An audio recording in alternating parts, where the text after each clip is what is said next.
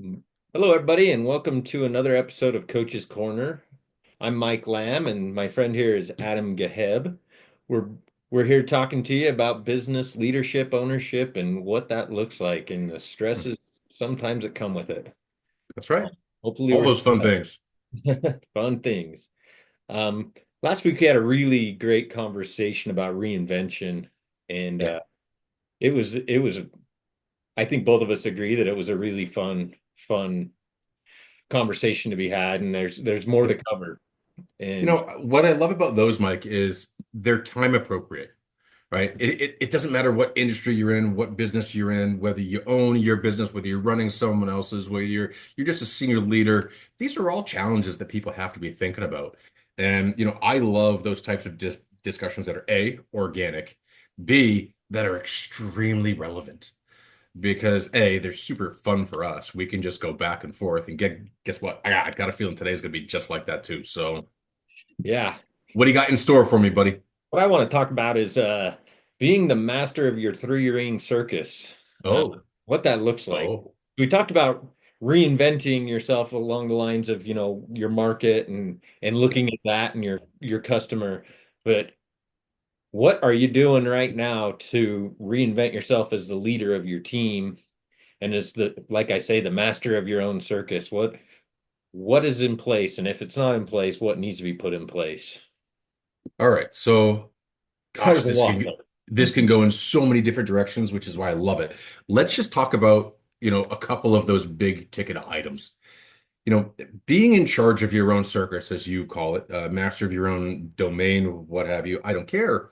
It starts with preparation. Last week we talked about reinvention, but we talked about being prepared, to reinvent and change the dynamic, change the product lines, change the services that are offered, introduce new capabilities to match the evolving market and clientele out there.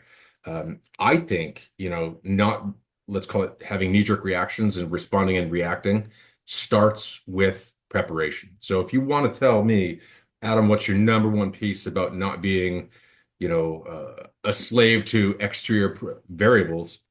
It's preparation. And that goes in multiple different ways, right? Are we talking about team building and making sure you have the right people? Are we talking about strategic planning and making sure that you actually know what your objectives are and your priorities? Man, you can go in so many different ways and routes. But to me, it all comes back down to slowing down to speed up. Yeah. Let's make sure that we have a vision. We know what we're looking at. We know what we think we're trying to solve. We understand what the outcome that is beneficial to us is. And more importantly, we know how we're going to take that first step in order to get it. I'd start there. Yeah. How about you? I agree 100% preparation. Nice. As we're as we're looking at things to come, and it's I don't know how it looks and if it's going to be fear and panic widespread. I don't know, but as a leader, we have to have that preparation and look like we're controlling things and making sure everyone's taken care of on our team so they continue to function out of confidence that things are going well, that they're going to still have a paycheck. Sometimes they might be concerned about that. Mhm. Those kind of things cause fear and panic, and we don't want those things as a business owner. Yes, we can have fun and reinvent things and look at our customers, but all through being prepared and not looking like, actually being on top of things. So you're talking about just generalized leadership in this space, right? 100%. Okay. And leadership with forethought. Yeah, no, I think that's extremely important. Man, this is an easy topic. So you What? just like lobbed me a softball Yeah, here. yeah. So, What's some simple steps? well, Maybe we can bounce back and forth. let's unwind that a bit, right? It's preparation, it's leadership. What do you need as that third, let's call it leg of that stool in order to gain balance? It's communication. I was going to say knowledge, but that comes I from mean, communicating. Inf I want Information I and knowledge want about I our want company. everyone in the organization to have a firm grasp, an understanding, if you will, of where we're going, if we're going to reinvent, if we're going to pivot, why we're doing so. I want to know what the implications are at each level within that group. And then I want to know what the changes are, right? I want to clearly articulate and communicate what the implications are and what the expectations are, what the timeline is, who the owners are, who's going to be driving. I mean, this is getting into like project management and project leadership, but gosh, without clear communication, man, you're not the master of your own domain. You are basically waiting for someone else to have an idea to speak up, for the market to dictate an action. And then you're like, oh, well, I guess we should do this. Look, our competitors over here are doing that. So let's think about something similar. I can't stress how important I feel like communication is for this piece about really taking control over your future and not responding and reacting to things that are flying towards you. So I'd say my next one's Yeah, I comms, was just buddy. going to say to add on that, two-way communication. So they're Mm. communicating information to me. I'm giving clarity on where we're going and what that means when I get that information. Me communicating back to them is just as essential as anything. So you have to be a high-level communicator as a leader and an owner or business manager. And so and clearly communicating what the results are that we want. Well, it's not just the results, it's the expectations, right? I mean, you can communicate the results that you want, but what do you expect from each person? That's how you get the ownership. That's how you get the accountability. Man, Mike, I can't tell you how many discussions I'm having with clients that I know they listen to this podcast. So yay. But it's about accountability. It's about setting that direction and then making sure that they have a means to, there's this D word, and I'm gonna say it, delegate, right? So if I was going to say my next one, it's delegation. Being able to delegate allows you to take control of the situation. By taking control of that situation, you're breeding confidence. People inherently want to follow you, right? Now, how do you do that? You delegate, you communicate, you set expectations, you hold people accountable. These are all kind of those important pillars that are necessary because we can't do it all ourselves. You and I literally just got done talking about that, right? We are bottlenecked based on us. And it's okay, so let's say that we're solopreneurs, which we are, and we don't have these massive teams to go delegate to. So, okay, well, what does delegation mean then? Well, delegation means that we're looking at the priorities based on our time commitments. So we're looking at, time management. We're looking at the importance of the outcomes that we are doing by each of these activities, whether it's networking, whether it's taking that discovery call, whether it is, following up on client X from last week that you're not meeting for another 2 weeks. It doesn't matter. These are all decisions that we're making about the priorities and figuring out how to delegate those, even if it's just within our own time management system, Mhm. is important. Yeah, and it's going to require a four-letter word that we don't like to use very often. Say it. Say it. You need to meet with people and key individuals in their Ooh. organization to manage their time and to make sure they're getting all this communication, clarity, delegation, all of that is happening. And it needs to happen regularly. It's painful and nobody likes it. But as we have to meet and make sure that we're all together as a team. So let's spend a few moments here because I think this is critical. And I know we've touched on this in the past, but it's a great time for a refresher. What are the mechanisms that you like to advocate for in terms of communication to make sure that it's not just hitting at one level? Right? Because it's not just saying something once, Mike. It's making sure that you're driving the message home in multiple forms and factors. How do you go about advocating for those types of actions to get done within an org? Um, First of all, they need to get clarity on what they're communicating and what they want communicated. Okay. Make sure it's clear and concise. Yeah. Um, and then make sure they know what the key results and key performance indicators are for those results. And they're very well communicated. If you have to put it up on the wall somewhere, if you have to Why write not? 10 emails or make sure that there's reporting and activity coming both ways, so that you get the information, you respond to the information, and that everyone's accountable to the. So that means it has to be clear and it has to be tied to results and performance. Mhm.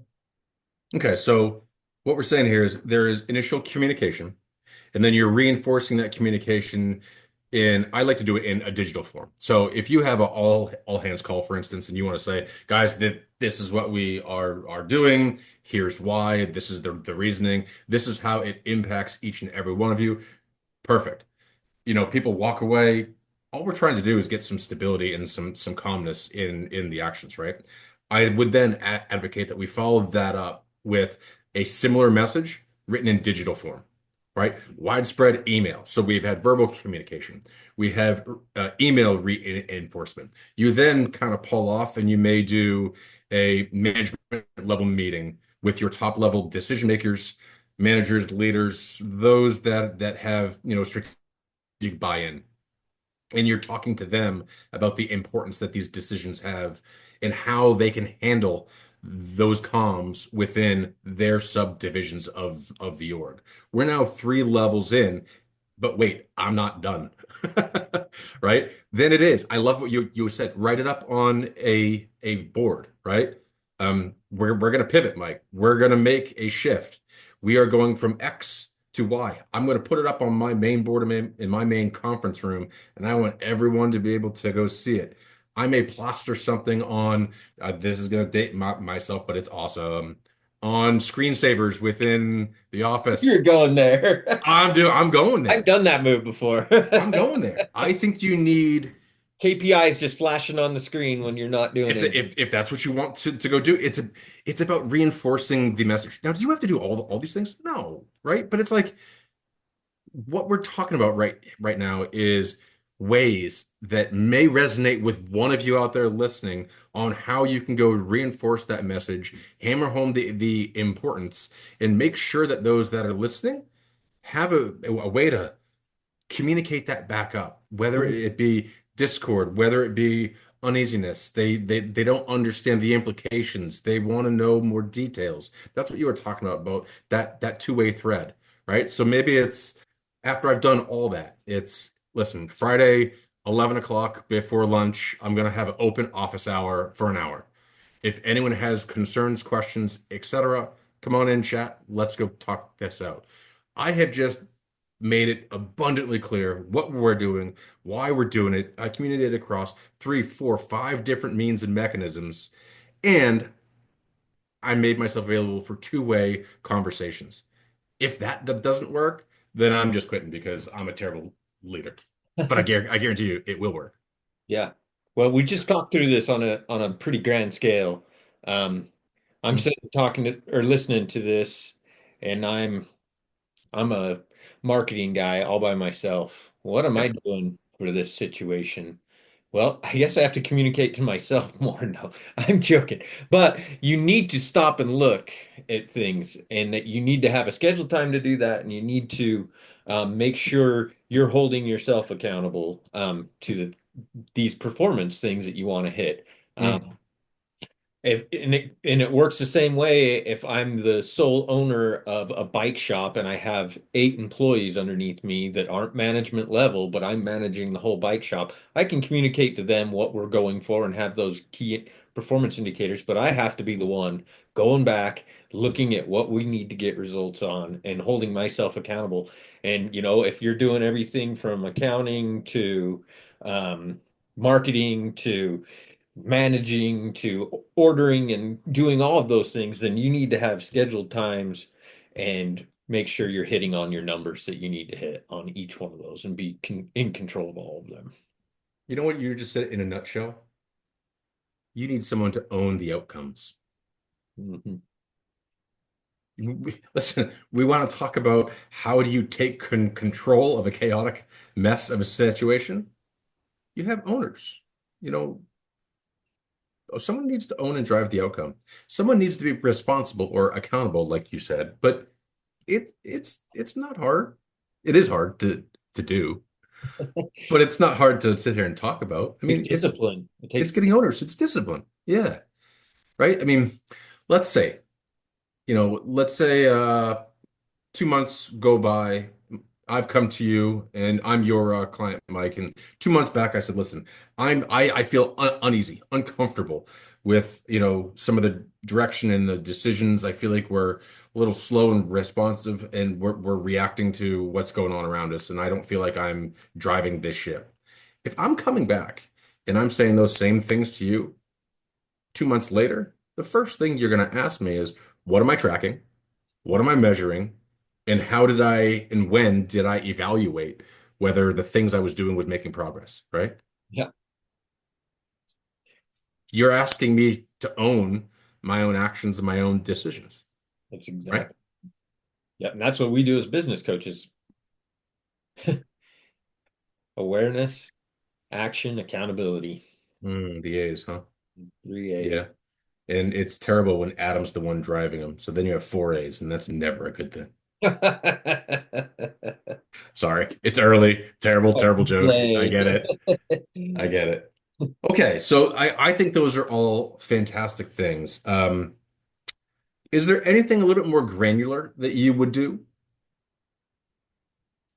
Uh, my personal calendar, I would get really granular on how that looks. And, we teach the Pareto principle a lot. Look at that and see what's, the the top 20 things that are getting results.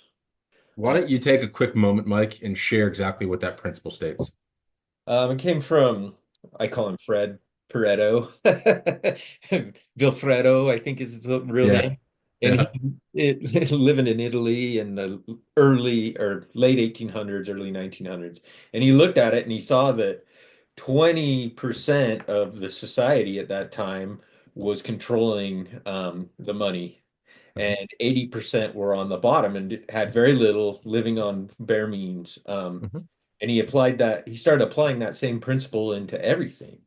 And it showed across the board that it works as a principle that you can use, like I say, in activities, for instance the results we want to get, if let's just do a 2 out of 10, Mhm. two activities may get us the results, but we have 8 other activities that may not be getting us the results we want. So we need to look Mhm. at it that what are those activities that are going to get me the results that I want to get? And these other ones I can deprioritize. Okay. So thank you, Professor. I set you up and you did wonderfully. So one of the things that I wanted to kind of take a spin off this is you talked about a very specific principle at a very specific time in a very specific industry. And then the fact that you're able to take that principle and then extrapolate it out into other areas of the business, other areas of life, other areas of, well, just living. That is, in essence, what I was going to hammer on. It's I want to take these very simple principles, these very simple decisions, the very simple formulas, and I want to say, look, client X, we had great results with looking at this situation with these pieces of variability, these criteria. Okay. You know me, I love to use Gleischer's formula for all of that kind of stuff. But it's how do you take those high level principles, those mindset pieces, the problem solving logic, and extrapolate it out from situation A and apply it to situation B. You want to talk about a way to take control? When you start making consistent choices and you know the rhyme and reason, you know the methodology, you know the rationale, you know because you didn't have to think about it. You just started acting. You want to know how to take control? Uncommon Bingo, competency. right? But it's about learning as you go. And it may be something just outside your kind of scope. And then you're like, well, that worked here. Where else can I utilize that? We all talk about working, smarter, not harder. And I hate that phrase, right? Hate it. Because it's like, oh, well, if that was so easy, how come everyone's not doing it? But what I'm talking about right now is these are examples on how to take what you and I are teaching, what we're talking about here on a weekly basis, and people can utilize this in their everyday lives. right? Whether it's, using Eisenhower's matrix to make your decisions, do now, do later, don't do it all or delegate. I don't care, right? But it's like use the same types of principles over and over and over again, and then you get confident about the outcomes because you already have utilized these to great result. Consistency, right? I guess that's kind of where I want to say is my last, my last bullet point here, right? This is like my mic drop. Be consistent. Be Well, consistent in the way that you're thinking about things, because that's going to help you tremendously with taking control about things that are uncontrollable. that was the first thought I led with is that as a leader, it will look so much better if we're consistent and we're applying these principles and utilizing them. Our team will look better as a corporation, as a business, as us if we have a small group of bicycle mechanics or if we're doing Hmm. it by ourselves and working with our clients. Consistency is what we need, and that is being a good leader. It is. It's funny, Mike. Each week we always try to pick a topic, an area to focus on. This week I feel like is kind of a summary. It's a culmination of a lot of different things. And let's take a moment because we always talk about say, oh, well, this is so easy and it's so simple. No, it's not. None of this is easy. If this was easy, A, everyone would do it. If this was Everyone will be easy, those. everyone would have unilateral success in doing it. If this was easy, gosh, we wouldn't have some of the hardships. We wouldn't have that self-doubt that creeps in when we've had a good month versus a bad month, or when, our ramp up time to get what we wanted, you know, didn't take nearly as long, right? I mean, there's none of this stuff is easy. And I've said this a few times that, sometimes everyone wants to point to the leader, right? And say it's the leader's fault. The leader can't lead. And in some cases, that's true. There's plenty of bad leaders out there. There's plenty of great ones. But the reality is what we're doing, what our clients are doing, what the people that are probably listening are doing. Guys, this is hard. And, you know, when we talk about it, it's about kind of slowing down to speed up. Let's absorb. Let's recognize what we're doing, what the types of decisions we're making, why we're making them in this space. Let's log that back. Let's look for our timeline and log it. That way, when we have a similar situation or something where we feel equally as overwhelmed, we can go back and say, how did I solve this? Does this play here as well? Because this is hard and we shouldn't beat ourselves up over it, but we should learn from our past. I guess that's where I'm stopping with this one. I think that's Learn the from our past, man. yeah, learn from our past. Well, with that, I thank everybody for listening in if you made it to here. Hopefully it was worth it. And Yeah, you know, stop it. Of course it was. you know where to catch us if you're looking for us. And if we can be of any help, we're always here. Awesome. Thank you all.